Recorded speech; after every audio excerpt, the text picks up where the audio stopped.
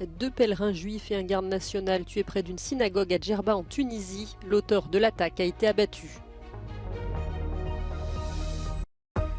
Donald Trump, reconnu coupable d'agression sexuelle, est condamné à payer 5 millions de dollars de dommages et intérêts à l'ancienne chroniqueuse de Elle, E. Jean Carroll. Sur la ligne de front dans le sud de l'Ukraine, les civils attendent dans les abris la contre-offensive promise par Kiev.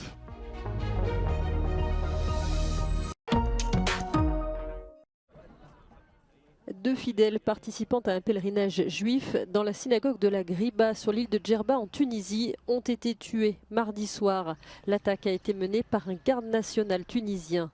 10 autres personnes ont été blessées. Les 2 morts étaient un Tunisien âgé de 30 ans et un Français de 42 ans. Le tireur a également tué 2 de ses collègues avant d'être abattu. Les autorités se gardent d'évoquer une attaque terroriste et indiquent que les investigations sont en cours pour connaître les motifs de cette fusillade. Cette synagogue, la plus ancienne d'Afrique, avait déjà été visée en 2002 par un attentat suicide qui avait fait 21 morts.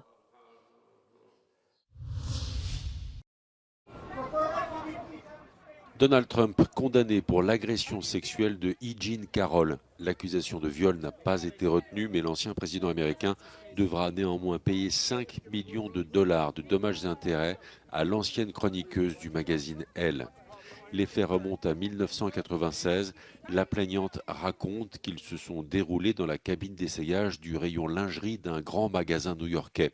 Donald Trump dénonce un verdict honteux et se dit victime d'une interminable chasse aux sorcières orchestrée par le Parti démocrate. Le milliardaire précise également son intention de faire appel de la décision du tribunal. Strange verdict. This was a rape claim. It was a rape case all along, and the jury rejected that, but made other findings. So we'll obviously be appealing those other findings, but they rejected her rape claim, and she'd always claimed this was a rape case. So it's a little perplexing. Dans ce dossier, Donald Trump était poursuivi au civil et les juges estiment que l'ancien président a diffamé la plaignante quand elle a raconté l'agression dans un livre. C'est la première fois que l'ancien président américain est jugé responsable dans une affaire d'agression sexuelle. Donald Trump espère être à nouveau candidat à la présidence et fait face à de multiples poursuites judiciaires.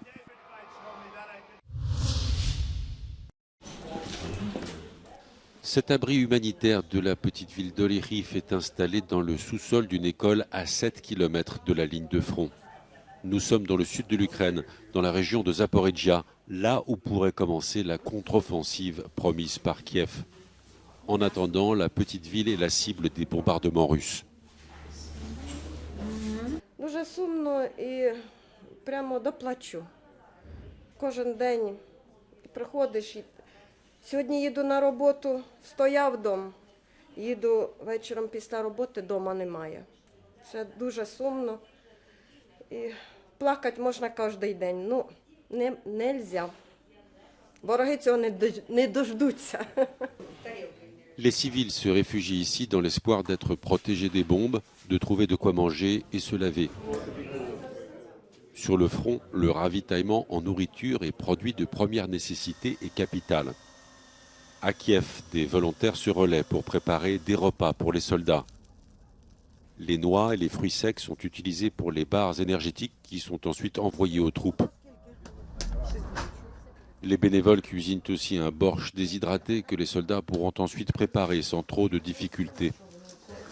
На фронті взагалі головне це боєприпаси і харчування. Це те, що чим стріляють і що споживають воїни, щоб була сила. Харчування дуже зручне в такому вигляді, тому що воно компактне. Такий пакет можна зберігати в рюкзаку, навіть в себе в кармані, в куртці, за бронежилетом носити. Ici, comme partout dans le pays, les soldats attendent le début de la contre-offensive.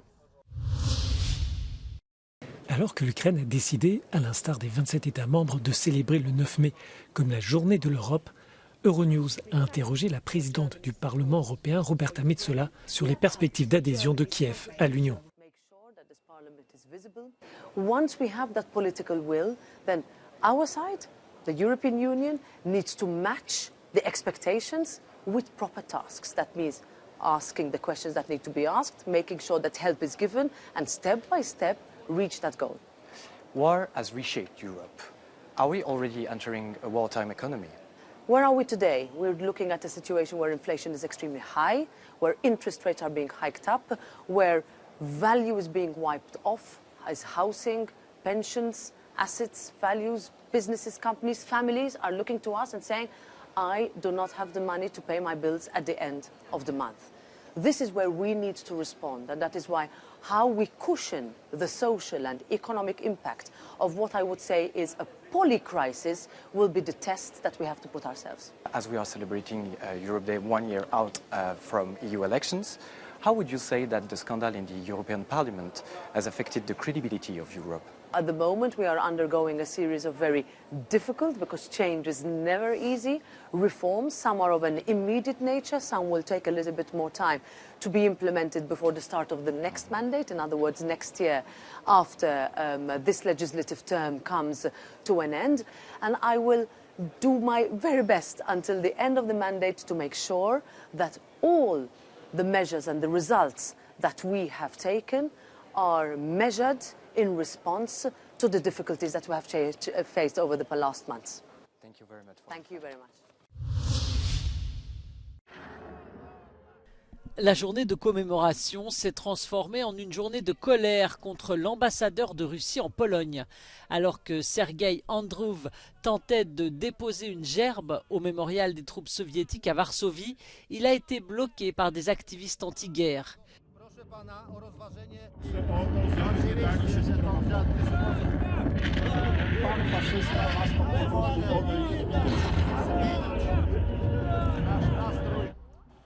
Une installation artistique et sonore représentait les atrocités commises en ce moment par les Russes en Ukraine. Des centaines de drapeaux symbolisaient les morts ukrainiens. Our request, and of course our warmest wish ever, is to see that Russian diplomats are sent away from Poland, are sent away from civilized worlds, as they do not belong here anymore. Sur les banderoles des manifestants, le mot profanation en lien avec la visite de l'ambassadeur. Leur opération coup de poing était destinée à contrer la propagande russe sur la guerre en Ukraine. Interpol lance une campagne pour identifier 22 femmes dont les dépouilles ont été retrouvées en Allemagne, aux Pays-Bas et en Belgique au cours de ces dernières années. La plupart d'entre elles sont soupçonnées d'être des victimes de meurtres non élucidés et certaines pourraient avoir fait l'objet d'un trafic en provenance d'Europe de l'Est. Interpol a fait appel à des célébrités pour promouvoir sa campagne. In Deutschland, België en in Nederland. Several women and girls were found murdered.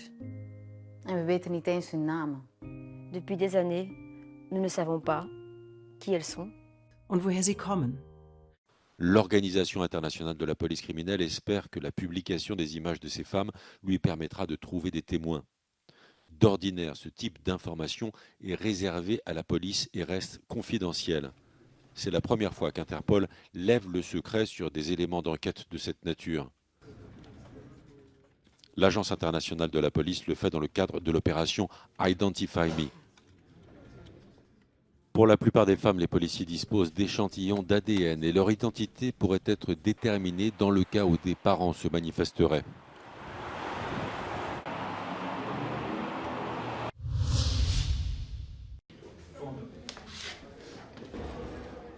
C'est un match qui pourrait changer le cours de la saison et l'histoire de ces deux clubs. L'AC Milan affronte l'Inter en demi-finale allée de la Ligue des Champions ce mercredi soir. Depuis plusieurs jours, la ville a été envahie par les supporters. Les habitants de la capitale lombarde sont historiquement divisés entre l'Inter et le Milano. Mais cette fois-ci, la rivalité va bien au-delà de la ville. Where are you from? Qatar. Will you be watching the game on Wednesday? Yes, sure. I'm here only for the derby. I'm a sport journalist from Saudi Arabia. I'm fans of Inter Milan. I hope that Inter Milan get to the final. I'm from Poland. I'm going with my friends from London. We're going back here for the game against Inter. So I think it's gonna be 1-1. The game has broken all-time sales records in Italian football with a match-day income of more than 10 million euros. There will be almost 80,000 fans at San Siro here tonight, some of whom paid thousands of euros for a second-hand ticket. Many of the fans who didn't make it to be here will watch the game in the local bars. Poche ore e abbiamo messo tutto sold out. Quante persone aspettate più o meno? Ma più o meno all'interno riusciamo a farne stare una settantina, fuori non saprei quantificartele, però un centinaio di persone in mezzo alla strada ci saranno. La demi-finale pourrait être le dernier grand match organisé à San Siro avant sa destruction programmée en 2026 suite aux Jeux Olympiques d'hiver. Un match en forme de cérémonie d'adieu à la deuxième cathédrale préférée des Milanais. Hello Europe, this is Liverpool calling. We're here in this city with its iconic music history for this year's Eurovision Song Contest. The UK is hosting the event on behalf of Ukraine, so there's a real sense of responsibility to ensure that it's a celebration of Ukrainian cultural heritage. La première demi-finale du concours a eu lieu mardi soir. 15 artistes se sont affrontés pour une place pour la finale de samedi. Les 10 pays qualifiés sont la Croatie, la Moldavie, la Suisse, la Norvège, la République tchèque, Israël, le Portugal, la Suède, la Serbie et la Finlande. Les fans étaient enthousiastes.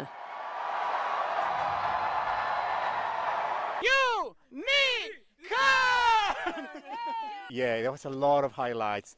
I loved pretty much everyone. It was amazing. From Croatia to Latvia that didn't qualify, but they were so good. My highlight was Norway. Yeah, definitely. Mine was cha-cha-cha, cha-cha-cha, cha-cha-cha. Theo Farrance reporting from a bathtub at Eurovision for Euronews.